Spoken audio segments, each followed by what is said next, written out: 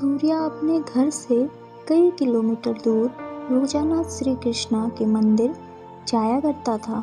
चाहे कुछ भी हो जाए, वह एक भी दिन छोड़ता नहीं था, क्योंकि वो श्री कृष्णा का सच्चा भक्त था। वो मंदिर से आकर रोज की तरह अपने काम पर भी जाया करता था और वहाँ से लौटकर आते समय भी वो रोजाना पास ही के भगवान श्री कृष्णा के मंदिर से होते हुए अपने घर के सभी सदस्यों के लिए प्रसाद लाया करता था। वो आसपास के सभी लोगों से अधिक धनवान था और उस पर किसी भी चीज़ की कोई कमी नहीं थी। वो अपनी हर इच्छा पूरी कर लेता था। वह चाहता था भगवान श्री कृष्णा का आशीर्वाद बना रहे। ऐसा नहीं था कि वो सिर्फ अपना भला सोचता था। वो हर महीने अपने घर पर गरीब लोगों को खाना भी खिलाया करता था। और अगर कोई उससे कहता था कि तुम इतने सफल और मेहनती कैसे हो, वह कहता कि सब भगवान श्री कृष्णा का आशीर्वाद है। उन्हीं की कृपा से मैं ये सब कर पाता हूँ। सूर्या जिस मंदिर पर रोजाना पूजा के लिए जाया करता था, एक दिन उस मंदिर पे कई सारे साधु आ जाते हैं। साधु बड़ी दूर से यात्रा करके आए थे। वह लोग चाहते थे कि कोई उन्हें अच्छे से भर पेट भोजन कराए, मगर उस मंदिर के पास ऐसा कोई नहीं था जो उन्हें भर पेट भोजन खिला पाता।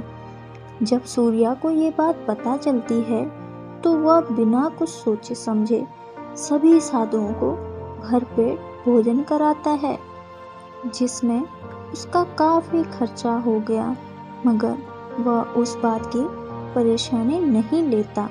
वो बस चाहता था कि भगवान की कृपा से सभी साधु अच्छे से खा पाए। और अचंभे की बात तो ये थी कि सूर्या भगवान के नाम पर जितना भी खर्चा करता तो उसकी कमाई और भी दोगुना हो जाती थी, जिससे आसपास के सभी लोग उससे काफ़ी जलते थे और हमेशा उसके नुकसान होने की ही दुआ करते थे।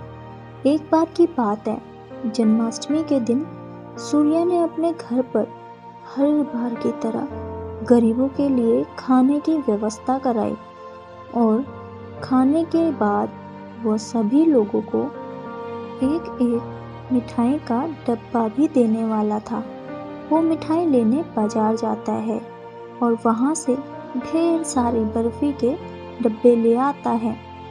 और जैसे ही वो सारी बर्फ़ी के डब्बे लेकर घर पर आता है तो रास्ते में उसे कुछ चोर पकड़ लेते हैं और उसके पास से सारे पैसे और कीमती सामान लेते हैं।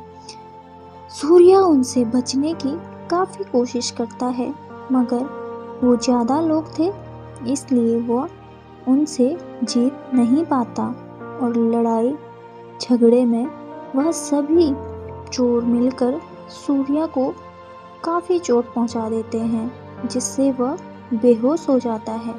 और उसी हालत में सूर्या चोर उठाकर पास ही के गहरे गड्ढे में फेंक देते हैं, जिसमें पानी भी होता है। और वो जो बर्फ़ी के डिब्बे लेकर आया था, वह भी सारी पूरी तरह बिखर गए थे। ऐसा लग रहा था कि सूर्या अब मर जाएगा। उसके घर पर सभी लोग उसका बेसब्री से इंतज़ार कर रहे थे और सभी लोग जो उसके यहाँ खाने पर आए थे, वह भी उसके आने का इंतज़ार कर रहे थे। अब काफ़ी देर हो जाती है। सभी घबराकर उसे ढूंढने में लग जाते हैं और दूसरी तरफ सूर्या उसी गड्ढे में डूबा हुआ था।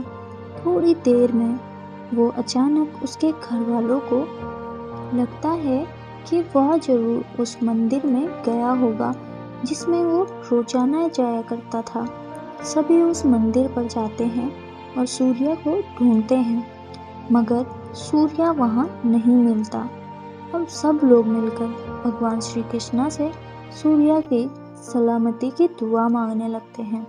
अब सूर्या की शरीर में थोड़ी सी हलचल होती है और वह उस गड्ढे से बाहर निकलने की कोशिश करता है।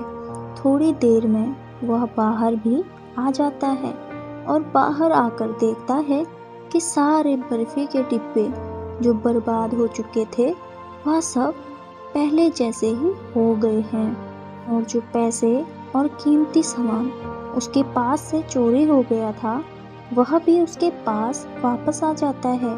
सूर्या समझ जाता है कि भगवान कृष्ण ने ही उसकी मदद की है, वरना बेहोशी की हालत में डूबकर भी मैं जिंदा कैसे बचता।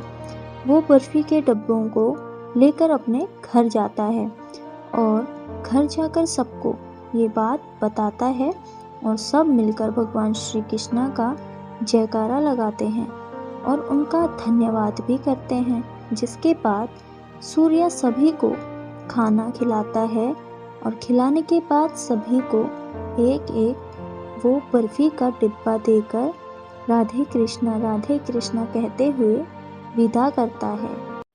वीडियो देखने के लिए धन्यवाद। ऐसी ही वीडियोस और देखने के लिए हमसे जुड़े रहें एंड हमारे चैनल को सब्सक्राइब और शेयर जरूर कीजिए।